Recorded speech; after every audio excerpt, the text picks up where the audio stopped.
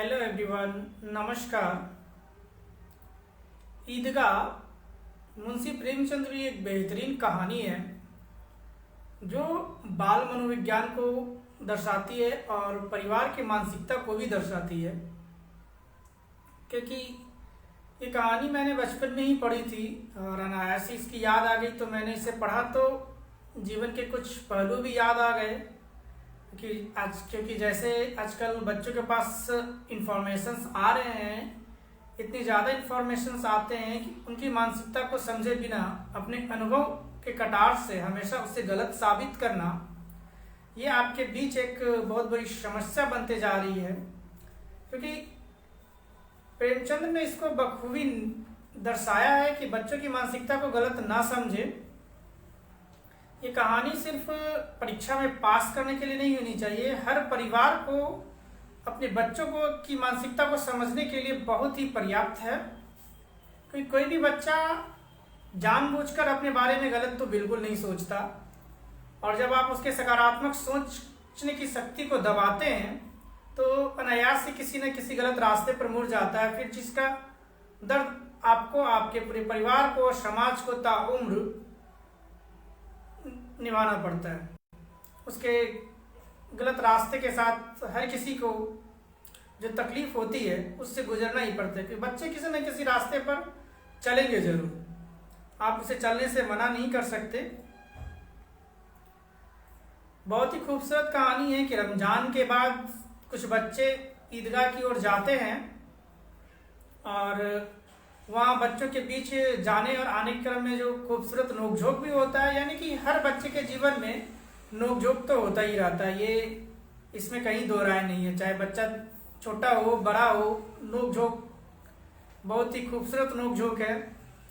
और हामिद ने जो किया वो अविस्मरणीय है। उन्होंने जो किया, हामिद ने जो किया, इसे हम समझते हैं। सबसे पहले हामिद के पास 3 ही पैसे थे ईदगाह में घूमने के लिए, क्योंकि उनकी माँ और उनके पिताजी अब इस दुनिया में नहीं थे। और चूंकि घर में जो समस्याएं थी, उनकी दादी अमीना थी और उनकी जो समस्याएं थी, वो ईदगाह गया ही इसीलिए था कि घर के लिए कुछ उपयोगी सामान खरीदना, लेकिन क्या खरीदना है उसे नहीं पता था। उनके साथ साथ वाले बच्चे ने घूमा फिरा, कई खिलौने खरीदे, मिठाइयाँ खाई, तारामाची जैसे चीज़ों पे घूमा।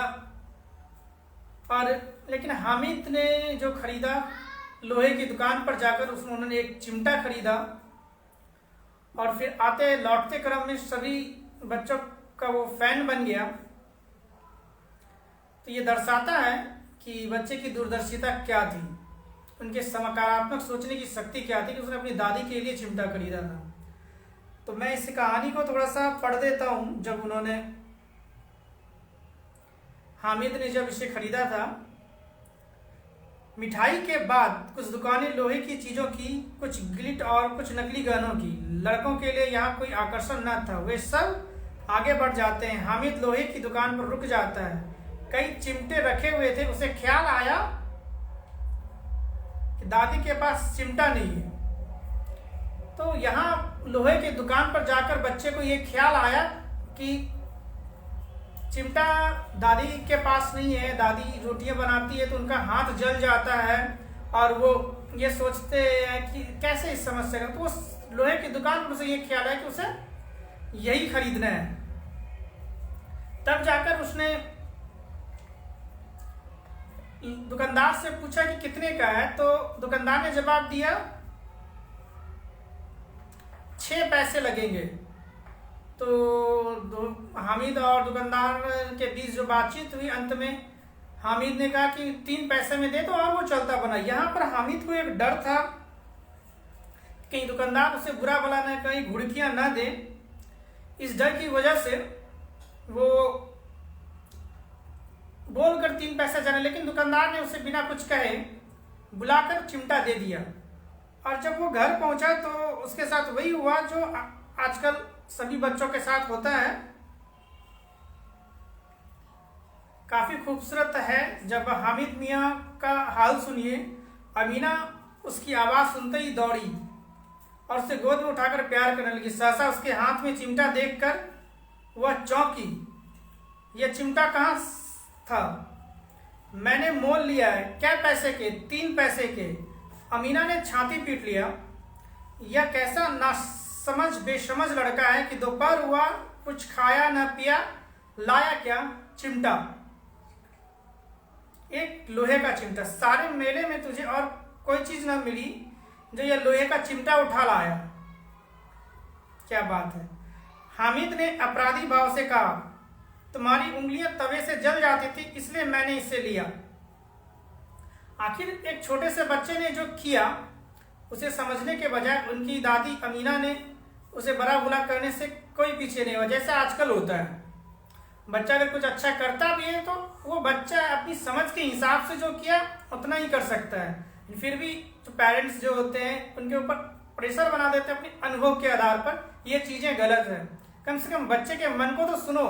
सकारात्मक काम या नकारात्मक काम के बीच के अंतर को समझो। समझना बहुत जरूरी है।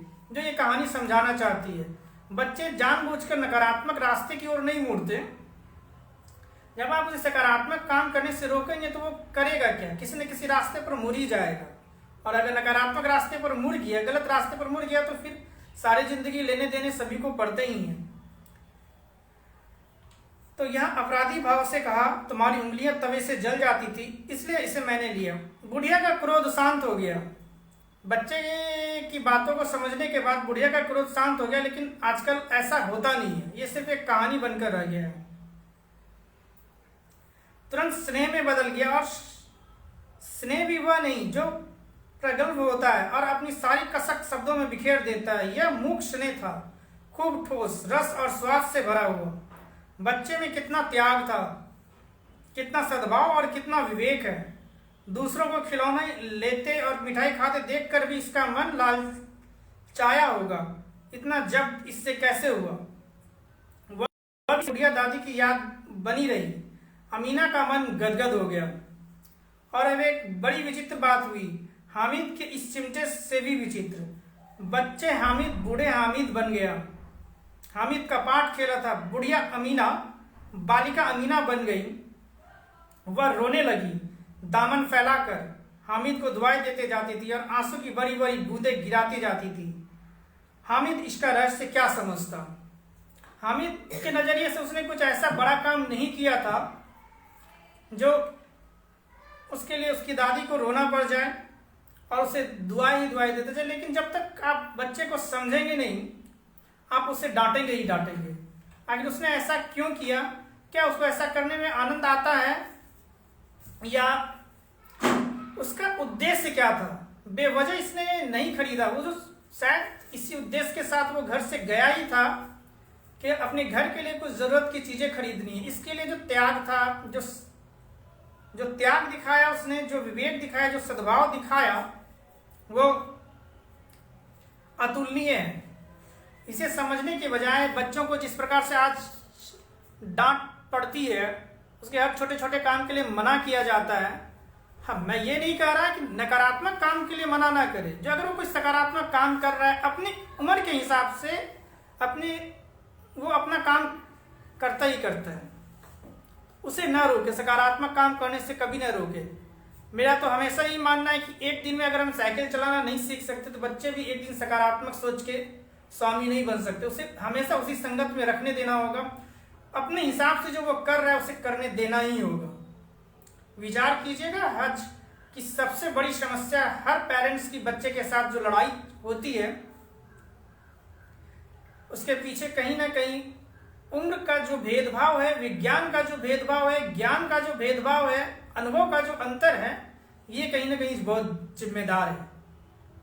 क्योंकि मेरे साथ भी कुछ ऐसा हादसा हुआ था जब कुछ बच्चों ने मुझे कहा कि उम्र के अंतर की वजह से जो चीजें थी उस वजह से मैंने उन्हें कहा कि ठीक है, हमें अच्छा नहीं लगता तो मेरा नामांकन कर दो। तो छुटकी, बारबी, सिजुका जैसे नाम को बच्चों ने रखा। चूंकि वो लोग लड़कियां थी, छोटी लड़कियां थी, तो अपने हिसाब से उसने मेरा ये नामांकन किया था। तो मुझे याद है, लेकिन मुझे बुरा नहीं लगा। तो मैंने कहा कि मुझे लड़की मत बनाओ, मुझे कोई लड़का वाला नाम दे दो। क्योंकि ऐसी जो दूरियां हैं वो कहीं ना कहीं बच्चों की सकारात्मक सोच को समझाती है। नाराज होने की बजाय काफी खुशी हुआ था मैं, पर वक्त को शायद मेरी ये खुशियाँ मंजूर नहीं थी। मैं शायद तभी से समझता हूँ कि बच्चे कभी बुरा नहीं सोचते, कभी नहीं सोचते, बड़े मासूम होते हैं। लेकिन इन नादान को कहाँ पता होता है सारी ख्वाहिशें पूरी नहीं होती। नादान मासूमों को नहीं पता होता आने वाले समय में उनकी सारी ख्वाहिशें पूरी नहीं होंगी।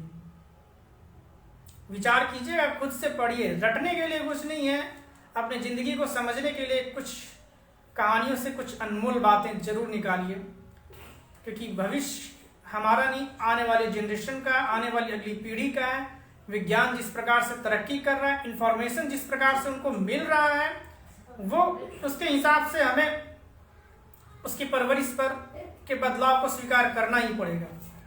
Thank you.